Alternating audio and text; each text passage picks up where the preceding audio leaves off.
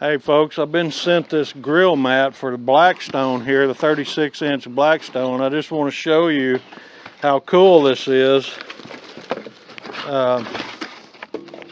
Comes in a neat little plastic bag here with a Ziploc where you can put it back up if you want when you're done with it. And it just kind of folds up and unfolds like this, but it's 36-inch and it fits perfectly on a Blackstone like this to help protect, you know, from anything, any kind of debris or whatever that may get on your grill. Some grills come with a cover. We got our cover laying over here, but you know, this thing fits perfectly in here.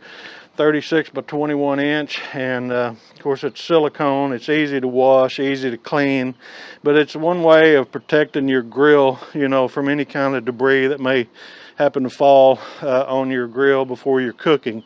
So anyway, I just wanted to kind of share this with you and show you this neat little grill mat. And then once you're done, I mean, it's real easy. It's got little handles here where you can easily pick it up once you're done, pull it back out of your grill.